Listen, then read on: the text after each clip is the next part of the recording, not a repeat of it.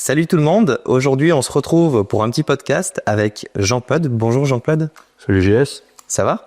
Absolument, ça fait plaisir d'être avec toi aujourd'hui. Super, pareillement. Pour te présenter en quelques mots, tu as commencé ta carrière en passant par l'armée de l'air. Ensuite, tu as commencé des business en commençant par le domaine de l'immobilier. Exact. Tu es vite allé vers la tech. On était les premiers à faire d'ailleurs des visites en réalité virtuelle à l'époque. Aussi pour l'immobilier. Absolument. Et donc tout ça t'a amené à créer des lentilles. Est-ce que tu peux m'en dire un peu plus? C'est Immervision, si je ne me trompe pas? Absolument, on a breveté des nouvelles formes au niveau optique qui permettent d'augmenter la résolution dépendant des zones. Enfin bon, c'est un peu complexe. C'est aujourd'hui dans plein de téléphones, dans des produits de la défense, sécurité, etc. C'est les technologies cachées, mais en soi, elles y sont. Absolument. Donc, au départ, c'était surtout, j'imagine, pour le domaine de la sécurité, pour tout ce qui était plus du B2B, plus pour des professionnels, et après, donc, ça arrivait dans les téléphones plus pour des particuliers via ta technologie qui était brevetée. Tu as continué sur un projet, Tamago, un projet de caméra embarquant aussi la lentille donc d'Immervision. Oui. C'est toute une aventure en fait. On a été les premiers. D'ailleurs, on a eu un award au CES à Vegas, qui est la plus grosse convention électronique au monde. C'était vraiment la première caméra 360 degrés pour le consommateur en général. Voilà, donc comme tout, quand on est pionnier, ça prend son temps. On a réussi notre pari. Par contre, il nous manquait beaucoup de fonds pour pouvoir commercialiser, industrialiser. Donc, je suis passé à autre chose. Peut-être trop en avance sur ton temps, donc pour déployer le produit, c'est peut-être plus compliqué. Donc, tu as continué sur diverses autres entreprises. Je vais essayer de faire un peu plus court, parce que aujourd'hui, si tu es là, c'est plutôt pour quelque chose de social. Je suis d'ailleurs assez étonné, c'est-à-dire que tu as vraiment un gros parcours tech. Et quel est le lien en fait entre la tech et le social aujourd'hui? En fait, il y en a beaucoup de liens. Aujourd'hui, près d'une personne sur deux, même plus, se rencontre online. Les médias sociaux, c'est un lien social. Aujourd'hui, les gens ne communiquent plus, en tout cas, surtout les jeunes, de façon synchrone. On est dans une communication asynchrone, etc. La technologie a complètement changé les fondamentaux de la socialisation. Et je pense que c'est la technologie qui peut aussi ramener la socialisation à quelque chose de plus naturel. C'est intéressant parce qu'on entend souvent la phrase que la technologie, en tout cas les réseaux sociaux, rassemblent les gens qui sont éloignés et éloignent les personnes qui sont censées être proches. En fait, quand on analyse bien les choses, on s'aperçoit que souvent, c'est les modèles économiques derrière qui ont perverti les choses. Au départ, les réseaux sociaux comme Facebook, il n'y avait pas nécessairement de publicité, etc. Aujourd'hui, on est sur quelque chose qui avilit les personnes. On est sur quelque chose où on veut garder captif l'utilisateur. Donc c'est vrai qu'à partir de ce moment-là, on va voler du temps. Et si on vole le temps, on le vole sur quoi? On le vole pas sur le temps de travail. On le vole sur les activités sociales. Et c'est là où effectivement, on s'aperçoit que ces technologies-là éloignent les gens. C'est un constat à la fois alarmant et très intéressant de le présenter. Donc pour revenir justement sur le côté social, tu as un nouveau projet, si j'ai bien compris, Action Solitude, mais aussi divers autres projets comme Fortuit. Il n'y a pas un risque de se perdre avec autant de projets? Alors ça peut paraître compliqué, mais en fait c'est plutôt simple. Moi je parle d'écosystème. Il n'y a pas une solitude, il n'y a pas une personne pareille dans le monde. On a différents besoins, différentes générations, différents niveaux sociaux. Il y a également différentes cultures dans les différents pays. Il peut pas y avoir une solution miracle, il peut pas y avoir quelque chose qui permet de résoudre le problème de la solitude en général. Donc j'ai trouvé ça intéressant d'aborder les fondamentaux de la solitude, d'essayer de trouver le plus petit dénominateur commun, et ensuite de travailler différentes idées d'entreprise, différentes approches. La socialisation, le but c'est que les gens se rencontrent. Toi tu viens du monde du virtuel, comment tu fais ce passage du virtuel au réel? Ça c'est d'ailleurs on a fait le trademark from virtual to real en anglais. En fait, c'est pas compliqué, c'est aujourd'hui, pour prendre tes rendez-vous, tu as besoin de ton téléphone. Pour te rendre à ton rendez-vous, tu as besoin du GPS, tu as besoin de ta carte. Alors, loin est le temps où on pouvait simplement prendre une carte. Je suis plus âgé que toi, donc je me rappelle de ce temps-là. Donc c'est des outils qui sont pratiques. De même, c'est quoi la socialisation? C'est rencontrer des personnes, discuter dans la mesure du possible dans la vraie vie, parce que le online ça fonctionne. Je suis pas en train de dire qu'une chose est mauvaise et l'autre est bonne. C'est aujourd'hui il faut travailler avec tous les outils qu'on a. Et moi je pense que l'important c'est d'être au bon endroit au bon moment avec les bonnes personnes et en toute sécurité. Puis ça, la technologie peut nous permettre d'aller chercher cette sérendipité.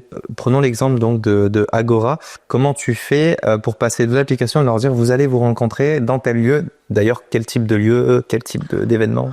Alors, Agora, qui va être officiellement lancé au printemps 2025. Oui. Donc, on a fait beaucoup de tests, on a fait un certain nombre d'ajustements, parce qu'en fait, ça paraît simple, mais c'est plus compliqué qu'on pourrait croire.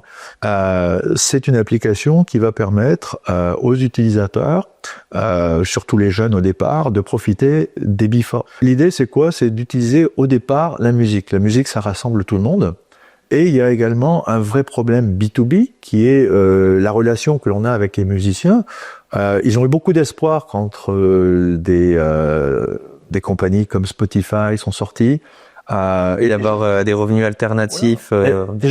Je pense réellement que c'était la volonté initiale de ces plateformes. Mais il y a une réalité économique. Aujourd'hui, la redistribution des revenus est extrêmement faible. Et on peut le comprendre. Aujourd'hui, si je prends l'exemple, par exemple, du dating, qui est dans le domaine de la socialisation, aux États-Unis, on parle de 4-5 milliards de revenus. Quand on regarde les vrais chiffres, en fait, la socialisation au niveau dating, donc la date en général, c'est au-delà de 150 milliards. Parce qu'on parle des restaurants, on parle des cafés, on parle des fleuristes. Donc la partie online, c'est pour la partie qui est la partie où les gens sont prêts à payer. Par contre, l'expérience, tu vois, le fait de se rencontrer, par exemple, de payer pour une soirée, de payer pour un verre, personne ne va trouver ça singulier, c'est normal. Par exemple, nous, ce qu'on veut faire, c'est quelque chose de totalement innovant. Si on veut sublimer le fait de sortir en solo.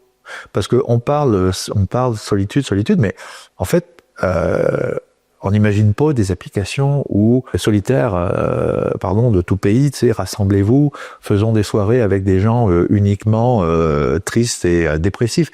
Ça fonctionne pas comme ça. C'est la socialisation, c'est tout simplement avoir des espaces, des activités où tous les gens qui aiment socialiser ou qui veulent socialiser ou qui ont besoin de socialiser, comme les plus de 30% de personnes qui souffrent de solitude à travers la planète, puis on parle de quasiment une personne sur deux dans des pays développés comme la France, c'est de pouvoir donc les amener à profiter de la musique, découvrir de la musique et en solo. C'est-à-dire que tu sors avec tes amis, oui, c'est ce que proposera bien sûr Agora, mais tu peux aussi sortir solo, tu seras pas seul.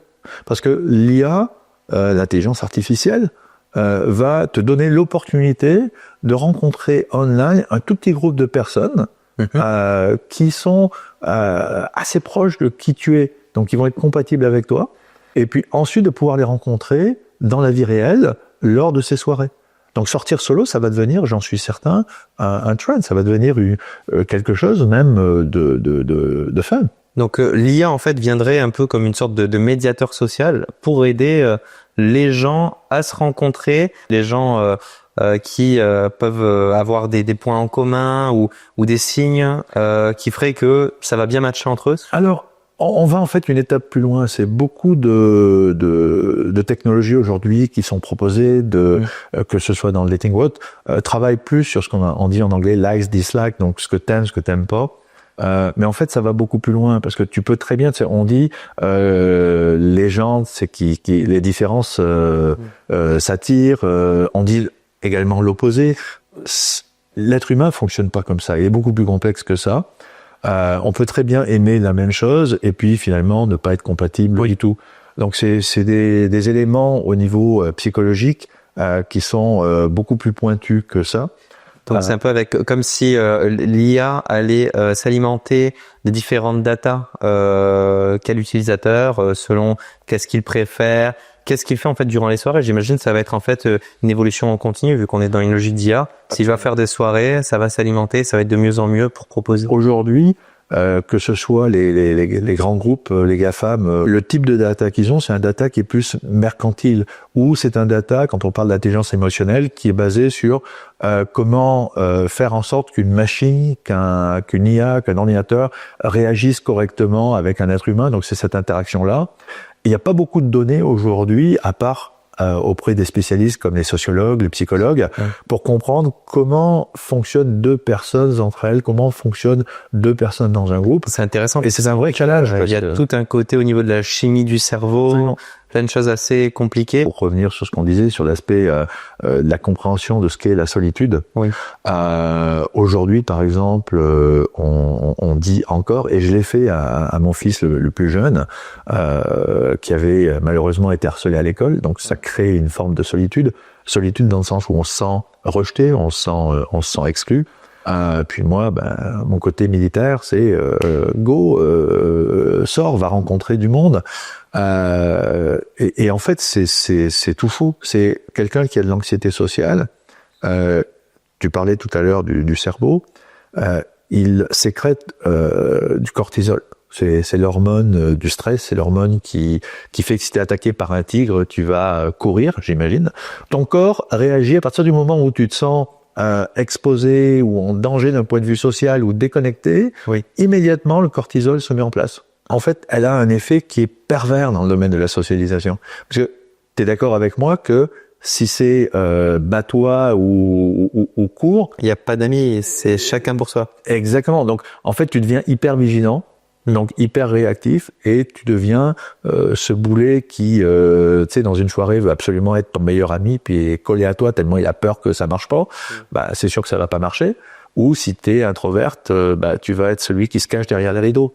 Donc de toute façon, ce qui se passe, et John Cacioppo, qui est un brillantissime neurologue. D'ailleurs, tu nous as ramené son livre. Alors ça, c'est le livre de Stéphanie, son épouse. Oui. C'était en fait un couple assez passionnant, et tous les deux sont des neurologues spécialisés dans le domaine donc de l'amour et de la solitude. Donc comment ça fonctionne au niveau du cerveau, et ça démystifie plein de choses. Donc pour en revenir à John, donc il a défini le cercle vicieux de la solitude. Oui. En fait, quand tu rentres dans ce cycle-là, tu comprends que tu vas être en échec. Donc du coup, la fois d'après, tu as encore plus d'anxiété sociale, et ainsi de suite. Et pour en revenir à l'exemple que je prenais avec mon petit garçon, c'est que quand tu pousses quelqu'un à socialiser, il anticipe de façon négative. D'accord. S'il a de l'anxiété. Donc il va avoir du cortisol, ça marchera pas. Donc il faut arriver à couper ce cycle-là. Okay. Et c'est là aussi où on travaille avec l'intelligence artificielle à s'assurer que les gens qui vont utiliser nos services vont être dans une condition où ils savent qu'ils vont rencontrer les bonnes personnes au bon endroit, au bon moment. Et le bon moment, c'est maintenant, quand ils en ont besoin. Donc ça demande une masse critique, etc.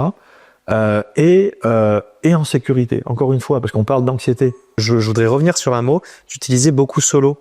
J'ai l'impression que tu cherches à dédramatiser justement le fait de sortir seul. En fait, en français, tu n'as pas, comme en anglais, deux mots. Loneliness et alone. Lonely et alone. La langue de Shakespeare a beaucoup plus de mots, en fait 2 fois plus. Et c'est vrai que les mots, c'est pour reprendre par exemple Orwell, c'est cette logique-là du nombre de mots nous permet de complexifier notre compréhension du réel. Et moins on a de mots, moins c'est facile de définir ce qu'on pense, ce qu'on ressent. C'est ça. Alors, je vais reprendre par exemple la pyramide de Maslow, que tout le monde connaît, la hiérarchie de Maslow. L'étage belonging and love, donc amour et appartenance. Par exemple, dans ce mot appartenance, parce que c'est la socialisation, appartenance, dans la racine française, il y a une notion de propriété que moi personnellement j'aime pas. Et lors d'un TEDx, j'ai proposé l'utilisation de symbiose sociale. Parce qu'en fait, la solitude, au sens loneliness, lonely, c'est pas je suis seul, c'est je me sens seul. Je me sens en fait déconnecté. Tu peux être au milieu d'une foule, être complètement déconnecté. C'est pour ça que les jeunes souffrent beaucoup de solitude. On parle de plus de 62% en France des jeunes qui souffrent de solitude. C'est énorme, c'est colossal. Ok, ça me surprend parce que, et juste, pas pour vouloir te couper, mais la tranche d'âge qui souffre le plus de solitude, on est d'accord, donc ça voudrait dire que c'est les vieux plus c'est les jeunes, c'est ça? Alors je vais faire du politiquement correct, donc je vais parler des seniors, oui. Mais c'est vrai, c'est un fait. Les populations plus âgées vont souffrir de solitude, surtout s'ils sont en milieu ruraux. Donc ça, c'est pathétique, parce qu'il y a des moyens. Par exemple, et c'est ce que l'on veut faire avec l'association justement par rapport à ça. Comment s'appelle l'association? Alors l'association, c'est Action Solitude. Ok. Donc Action Solitude France. Puis tu peux nous retrouver sur donc www. Action Solitude en un seul mot, oui, au singulier, .fr. Action Solitude, voilà. D'accord. Et d'ailleurs, on a lancé une pétition pour demander au gouvernement de prendre les mesures qui s'imposent. Aller sur la page principale, donc on va sur le site actionsolitude.fr. Absolument. Okay. Donc nous, notre espoir, c'est que dans les 2 à 3 ans qui viennent, parce que ça prend du temps, il faut mettre en place des commissions, mais qui est comme en Angleterre, comme au Japon, un ministère ou au moins un secrétariat d'État de la solitude en France, et ma compagne est en train de travailler pour étendre ça au niveau mondial. Ok, donc c'est vraiment vouloir débloquer un budget auprès de différents États pour régler ce problème-là. Donc de la solitude qui en soi est un problème, on pourrait le classer de problème sanitaire. En fait, c'est catastrophique. C'est un des plus gros problèmes modernes. On en parle peu parce que les gens ne comprennent pas. Pour revenir sur ce qu'on disait sur l'aspect de la compréhension de ce qu'est la solitude. Si tu veux, comme je t'ai expliqué, c'est un cercle vicieux. Donc, le problème, c'est que quand tu vas être avec une anxiété sociale, tu vas sécréter du cortisol avant même d'arriver à un événement social. Puis, de ce fait-là, ce que j'ai expliqué tout à l'heure, tu vas le rater. Et ainsi de suite, et ainsi de suite. Puis, malheureusement, on a découvert dans les dernières années, suite au Covid, par des milliers de personnes dont on a pu comparer l'IRM avant, après Covid, qu'il y a une partie du cerveau, dans l'hippocampe, en fait, qui a dégénéré. C'est-à-dire que ça a régressé. C'est comme les muscles, tu arrêtes de t'entraîner, ça va régresser. Bien là, en fait, c'est les capteurs de l'ocytocine, c'est une autre hormone, c'est l'hormone de l'empathie. Et les gens qui, par exemple, n'ont pas la chance d'avoir, un animal de compagnie, ou parce que ça fonctionne bien, ou des gens autour d'eux, quand ils sont dans un isolement social de longue durée, ils vont se retrouver à ne plus sécréter l'ocytocine. Donc du coup, c'est comme quelqu'un qui est plongé dans le noir, dans une grotte pendant des années. Quand il va ressortir, il est aveugle. Pourquoi? Parce qu'il a perdu les capteurs dans les yeux. Et c'est pas des cellules, si se reproduisent. On parle de cellules super spécialisées. Donc aujourd'hui, tu as des millions de personnes qui sont handicapées physiquement au niveau des relations sociales. C'est fou quand même. D'accord. Oui, c'est là que finalement qu'on utilise souvent le terme d'intelligence sociale. C'est de dire que on a du mal à communiquer avec les autres. Quelqu'un va nous parler, on va pas savoir comment se placer par rapport à lui. Connaître les échelons sociaux aussi, parce que c'est vrai que selon avec qui tu es, il faut s'exprimer de différentes manières. Finalement, on en revient à l'empathie. C'est d'arriver à capter comment l'autre ressent les choses et comment il faut s'exprimer par rapport à lui. Finalement, régler des problèmes sociaux, il faut prendre aussi en compte les problématiques biologiques. En fait, c'est les deux qui sont ensemble. Et malheureusement, c'est ce côté-là qui est pas pris en compte par beaucoup de médecins, par beaucoup de psychologues. Il faut comprendre la biologie du cerveau pour mettre en place des outils adéquats. C'est-à-dire des outils, comme je dis, il faut créer des services, des événements, des applications qui sont pour toutes les personnes qui aiment socialiser. Et puis, écoute, je vais me permettre quelque chose de politiquement pas correct. Chez nous, en tout cas, on veut que tout le monde soit pris en compte. Et c'est pour ça qu'on n'aura aucun scrupule, mais vraiment aucun, à éliminer les salopards. D'accord. Et je pèse mes mots. Parce qu'en fait, la plupart des gens sont des gens qui sont prêts à être bienveillants. Juste qu'ils sont stressés à l'idée de peut-être quelqu'un, en particulier pour les femmes, c'est difficile. C'est pour ça que, par exemple, on a fait un partenariat avec l'entreprise Cupdom qui met des protections pour les verres. C'est pour éviter... Vous l'avez vu passer à M6, si je me trompe pas, dans l'émission Qui va être mon associé? C'est ceux qui proposent les protèges verts anti-drogue pour éviter que les gens... Absolument. Alors, c'est pas les seuls. Il y a d'autres produits qui existent comme ça, mais ce que j'aime, c'est leur approche. Ils veulent aller un peu plus loin. D'ailleurs, ils sont partenaires avec Action Solitude. Et puis, ils ont une vision qui est beaucoup plus amener le produit le plus possible avec des partenaires qui peuvent financer le produit, avec une gamification qui va être ajoutée dans le futur. C'est essayer d'apporter ces produits-là au plus grand nombre et si possible même dans le futur gratuitement pour l'utilisateur final. Donc voilà, donc l'aspect sécurité est hyper important. Et pour en revenir au cycle, il faut arriver à briser le cycle au départ. C'est-à-dire qu'il faut avoir des activités où les personnes savent qu'elles vont être au bon moment, au bon endroit, avec les bonnes personnes. Ça pourrait presque se rapprocher d'une certaine façon de l'effet placebo. Le but, c'est de mettre la personne dans une condition mentale, de se dire, tu es en train de te guérir, et ça marche. En fait, ça a un effet sur la condition physique, biologique. Donc, finalement, l'un impacte l'autre. Le social impacte le biologique et inversement. Quel est le lien vraiment que tu fais entre sécurité et socialisation? C'est comme un club privé. C'est les gens qui vont vouloir utiliser nos services. Ils sont d'accord sur un principe fondamental qui est quand ils rentrent dans nos applications, quand ils rentrent dans nos événements, il y a un contrôle de l'identité qui est fait à l'enregistrement, il y a un contrôle facial qui est automatiquement fait quand on rentre dans des événements. Tout ça pour nous c'est fondamental parce que tu peux pas garantir la sécurité de quelqu'un juste parce que tu as checké son numéro de téléphone ou des choses comme ça. Puis pour nous, c'est vraiment cette notion de traçabilité, c'est-à-dire d'avoir cette certitude que le prédateur va être dans un environnement qui lui est hostile. Et ça revient à ce que tu disais avec le salopard, comme ça. Absolument.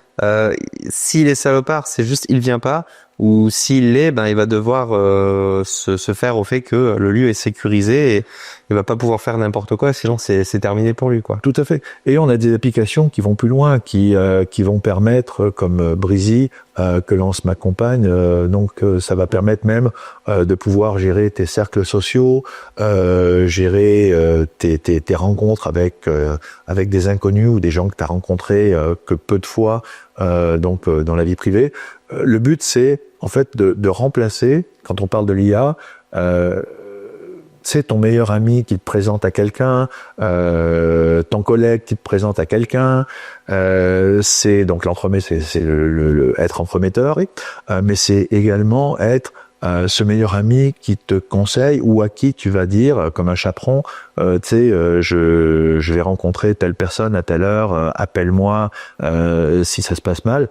Donc tous ces éléments-là, aujourd'hui, les technologies en fait permettent de le faire. Que l'autre, celui qui potentiellement est l'agresseur, est au courant que ce type de technologie existe, quelque part, c'est dissuasif. Pour de nouveau résumer, donc il y avait Agora, donc l'app d'Ebifor qui permet de sortir en soirée avec des gens avec qui on se ressemble, ou disons plutôt qu'on peut être en symbiose. Et avec tes amis. Sortir solo, de pouvoir être mis dans de bonnes conditions pour pouvoir rencontrer et être dans l'idée de socialiser. Parce que solo, mais pas seul. Action Solitude, une association qui vise à lutter contre le sentiment de solitude et la solitude chez toutes les classes d'âge. Cupdom, un partenaire qui, dans ce cas-là, soutient Action Solitude. C'est ça. Parce que sécurité et socialisation, mine de rien, en fait, c'est très relié. Et le groupe Fortuit qui s'occupe de la partie logistique, donc développement de l'intelligence artificielle. Qui va venir aider en tant qu'entremetteur social. C'est ça. Les unes les autres auraient pu se marcher dessus. Finalement, tu montres que chaque projet est complémentaire. Mais en fait, à quel marché ça s'adresse? Quelle est la taille? Alors déjà, en fait, aujourd'hui, on gratte à peine la surface. Puis moi, je pense que ça va être un des plus gros marchés dans les 10 ans qui viennent. Tu sais, il y a un marché. Il y a 15-20 ans, on appelle le wellness, le bien-être. Personne parlait d'un marché. C'était la santé ou c'était les loisirs. Puis aujourd'hui, c'est clairement défini. C'est en anglais plusieurs trillions ou en français billions, donc milliers de milliards de dollars déjà. Ah oui. Et moi, je pense que la socialisation, c'est pareil. C'est quelque chose qui va se définir. Alors, bien sûr, il va y avoir des empiètements sur d'autres marchés, la santé, etc. Mais on va comprendre clairement que un produit, un service est relié à la socialisation. Tu as déjà des compagnies, dont une lancée par un Français, qui permet d'aller souper avec des inconnus les mercredis. après leur financement, parce que ça prend de l'argent, bien sûr, en l'espace de 10 mois, ils sont passés de quasiment 0 à 1 million de chiffre d'affaires, d'après ce qu'ils déclarent. Je pense que c'est tout à fait réaliste. Mais ça n'est que la surface. On parle d'un marché qu'on estime, nous, à au-delà des 2000 à 3000 milliards de dollars. En tout cas, 1000 milliards de dollars dans les 4-5 ans qui viennent. Finalement, les réseaux sociaux, ils sont pas déjà un peu sur ce marché? Non. Quand on parlait de la pyramide de Maslow, Oui. je suis désolé, mais je mettrais pas Facebook dans amitié, amour. Même si tu parles, et ça a été galvaudé, j'ai des amis, non. Tu as des connexions, et puis tous les réseaux sociaux sont beaucoup plus sur le paraître. C'est fou parce que tous les autres niveaux de la pyramide de Maslow, je peux te citer des compagnies en centaines de milliards, voire en milliers de milliards. Donc c'est vraiment le parent pauvre. C'est vrai que finalement, chaque GAFAM, aucune des GAFAM n'est sur cette étage de la pyramide de Maslow. Donc, que ce soit les GAFAM ou, par exemple, plus bas, les grandes entreprises de l'énergie, etc., pour les besoins fondamentaux. Ce besoin fondamental pour l'être humain, comme on a parlé tout à l'heure, au niveau biologique, de sentir qu'on a des liens avec ce qui nous entoure, ça n'a pas été rempli. Et d'ailleurs, je vous invite à me suivre pour ça. Il y a un projet qui est en train de se mettre en place en Suisse, qui va être un fonds d'investissement assez important, qui va justement investir dans ce nouveau marché. Donc, pour parler de la taille, Jean-Sébastien, c'est tout le monde a besoin de socialiser, à part si tu es sociopathe. T'as besoin de socialiser. C'est clair. Et ce qui est beau dans ce marché-là, c'est que tu es sur du présentiel. Donc, le revenu, la dépense, le coût, il est adapté au style de vie. Donc, quelque chose que tu imagines, si c'est bien pensé, ça peut fonctionner au fin fond de l'Afrique, tout comme à New York. Et ça, c'est important. Et le revenu va être souvent créé localement au niveau de la dépense. C'est-à-dire que ton service, il est local. Donc c'est vraiment une économie circulaire. Et je pense que c'est pour l'intelligence artificielle, où on dit que l'intelligence artificielle va tuer plein d'emplois, l'espace où l'intelligence artificielle va pouvoir créer des emplois. Parce que l'IA là-dedans, c'est comme l'entremetteur de mariage. Tu sais, il n'y a rien de plus compliqué qu'organiser un mariage avec plus de 100 personnes. Tu sais pas qui mettre à côté de qui, parce que bien sûr tu veux que ce soit pacifique, qui s'entend avec qui. L'IA va être capable de gérer ça en temps réel. Donc Agora, par rapport aussi à ce que tu me disais avant même le podcast, c'est une application qui va être incroyable donc pour les musiciens, mais aussi potentiellement pour d'autres marchés. Par exemple, il pourrait y avoir les humoristes, des informateurs, des écrivains, des politiciens qui pourraient être intéressés. Des scientifiques, plein de personnalités publiques. Parce que finalement, en fait, le modèle économique de Agora, le type de soirée, une fois que ça marche avec des artistes, il n'y a pas de raison de ne pas en faire avec d'autres personnes, d'autres types de personnalités. Absolument. Et finalement, le but, c'est d'utiliser le système en fait des soirées d'Agora, où les gens peuvent se rencontrer plus facilement, où c'est beaucoup plus authentique, où tout est fait pour que les gens puissent socialiser plus facilement. Et tout ça dans un environnement sécurisé, privatisé, avec pas trop de personnes, mais juste assez pour socialiser, et donc une personne qui vient apporter quelque chose de culturel, artistique ou autre lors de ces soirées. En fait, c'est du micro-événement, Oui. mais dont on gère absolument toute la logistique. C'est du flux tendu. Donc en fait, il n'y a pas de risque d'avoir une soirée qui se passe mal d'un point de vue financier. Le marché est colossal. Il n'y a pas besoin de se lancer dans construire des fusées, aller, je sais pas, mettre des mines dans la ceinture de copains. On a sur Terre aujourd'hui un marché colossal, le marché de l'amour, de l'amitié, de la socialisation, qui a été à peine effleuré. Et en plus, on voit que le marché est énorme parce que tu te permets même, d'après ton business plan, de pouvoir donner jusqu'à 5% des recettes des soirées à Fortuit Fondation, donc l'une des associations que vous avez lancées. Absolument. Je pense que il faut une certaine éthique et on peut pas se permettre de laisser des gens sur le bord du chemin. Donc, avec le prince Henri de Bourbon-Parme, on a lancé la fondation Fortuit. Donc, on a commencé à Genève, en Suisse, puis on va bien sûr l'étendre avec l'activité. On a posé les bases. Les bases sont simples. Les personnes âgées vont pouvoir accéder aux services que l'on va mettre en place à travers l'écosystème et éventuellement à des services que d'autres compagnies pourraient proposer, tant et autant qu'on offre ces services au coût. Le but, c'est pas d'aller faire des profits sur les personnes du troisième âge qui souffrent.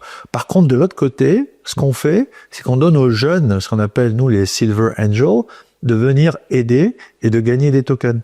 Donc en fait, c'est une espèce d'économie circulaire qu'on crée. Intéressant, oui. Les Suisses ont fait récemment quelque chose un peu dans cet esprit que je trouve génial. C'est tu crées une banque de temps. Tu donnes du temps et tu vas gagner des points dans ta vie quand tu es jeune en aidant des personnes âgées. Et quand tu vas devenir toi-même âgé, tu vas pouvoir récupérer ces points en les utilisant pour avoir du temps de jeunes personnes pour venir avec toi. Moi, je pense que l'avenir va être fait de plein d'innovations, de plein d'idées autour de la socialisation. Les gens vivent de plus en plus longtemps. Les gens sont de plus en plus connectés virtuellement, mais malheureusement de plus en plus isolés. Moi, je pense qu'il y a un vrai retour en arrière qui va se faire. Moi, mon rêve, c'est quoi ? C'est que dans 5 à 10 ans, à travers l'écosystème que l'on met à place, à travers les compagnies avec lesquelles on va, je l'espère, pouvoir coopétitionner, mais non pas compétitionner, j'espère que dans 5 à 10 ans, il n'y aura plus une seule personne qui pourra avoir l'excuse de « je ne sais pas comment me faire des amis ». Alors, bien sûr qu'il y aura encore des gens qui souffriront de solitude, mais on doit leur apporter une solution. Et ça me fait penser, justement, l'exemple de la Suisse que tu prenais. Toi, tu mets en place une tokenisation au niveau de Fortude Fondation. Comment tu vois l'utilisation justement de cette tokenisation à travers la fondation? Donc les jeunes qui viennent aider les personnes âgées, qui viennent passer du temps, du bon temps avec eux, qui socialisent, comment tu les vois utiliser donc justement alors cette tokenisation? Déjà, le fait d'aider, ça va les aider d'un point de vue de la solitude en termes d'avoir du sens, comme je disais dans la vie. Donc ça, c'est le premier point. Et deuxièmement, avec les tokens, ils vont pouvoir les dépenser à travers les activités de Agora et d'autres partenaires avec lesquels donc on va travailler. Donc ça rentre dans cette logique d'économie circulaire. Oui, parce que les jeunes, parfois, ils sortent pas aussi parce que ils n'ont pas l'argent. Il y a beaucoup de jeunes en difficulté en France. Puis sortir, ça coûte. C'est vrai. Forcément, une question me vient, c'est comment tu arrives à faire le distinguo entre associatif et privé, parce qu'on sait qu'en France, c'est toujours un peu touchy comme sujet. La grande question. Eh oui. Oui, c'est vrai. Alors, j'ai vécu pendant plus de 10 ans en Amérique du Nord, puis c'est vrai que on n'est pas sur le même fonctionnement.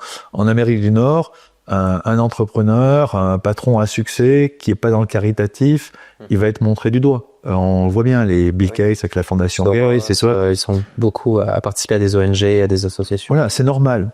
Maintenant, oui, il y a des avantages fiscaux, etc. Oui. On va pas le cacher, mais au moins, on sait que l'effort qui est fait, il va être bénéfique pour les causes qui nous intéressent. En France, tu es patron, tu es en même temps dans du caritatif. En fait, tu ouvres la porte à des questions, c'est suspicieux. Dans tous les cas, nous, au niveau, par exemple, de Action Solitude, premièrement, même si on l'a lancé avec Stanislas de Kersis, l'ancien patron de Cartier, qui a rien à voir avec Agora, il n'y a pas d'action dans notre compagnie. Moi, je vais quand même mettre un pied en arrière. On a des discussions pour avoir des nouveaux présidents. Moi, mon but, c'était de lancer la boule de neige. Ok, elle roule maintenant. Il y a d'autres compagnies qui nous rejoignent.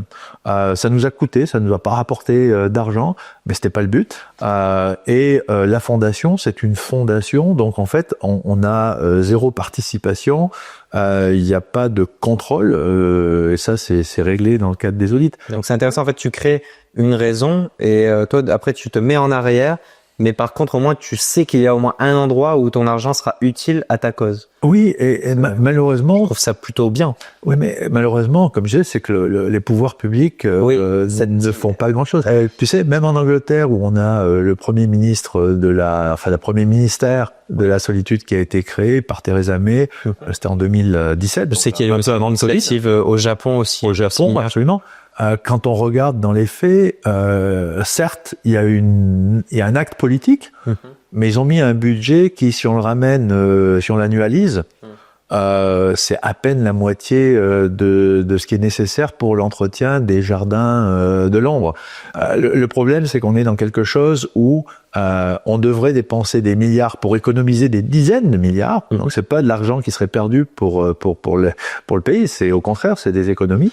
Donc il faut pallier. Donc aujourd'hui, il faut que l'on pousse le système associatif, les fondations. Il faut que l'on intéresse de plus en plus les entreprises à investir, les assurances. En fait, ça coûte à tout le monde. L'absentéisme, toutes les entreprises en souffrent. Une partie d'entre elles, c'est la solitude. Le burn-out, c'est pareil. C'est vrai que souvent le problème, par exemple, un des gros problèmes souvent qui revient sur la table, par exemple l'écologie, qui coûte à beaucoup et qu'on dit que finalement, vous ne perdez pas d'argent en investissant dans cela parce que c'est un combat qui au long terme est rentable et important pour tout le monde. Finalement, la solitude, c'est un peu pareil. C'est quelque chose qui, comme ça, on le met de côté, on fait non, c'est pas grave, on verra plus tard, etc. Alors que oui, ça ne comprend pas. C'est une incompréhension. La différence, c'est que pour l'écologie, avant qu'on renverse le réchauffement climatique, il va se passer beaucoup de temps, il y a beaucoup d'efforts, beaucoup de coûts, beaucoup de sacrifices. Il n'y a pas de sacrifice à faire pour lutter contre la solitude. C'est vrai que oui. Et le résultat sera rapide. Ah oui. Et donc cela, ça sera surtout avec Action Solitude, qui a cette volonté donc de porter cette cause au niveau national puis international. Exact. Et est-ce que tu aurais un dernier mot à nous donner? Moi, j'aimerais en fait que tous ceux qui nous regardent réfléchissent et se posent la question, autour de moi, il y a des gens qui souffrent de solitude, probablement, j'en suis même pas conscient. Des gens qui sourient, en fait, peut-être qu'ils pensent à des idées très noires. Vous pouvez les aider.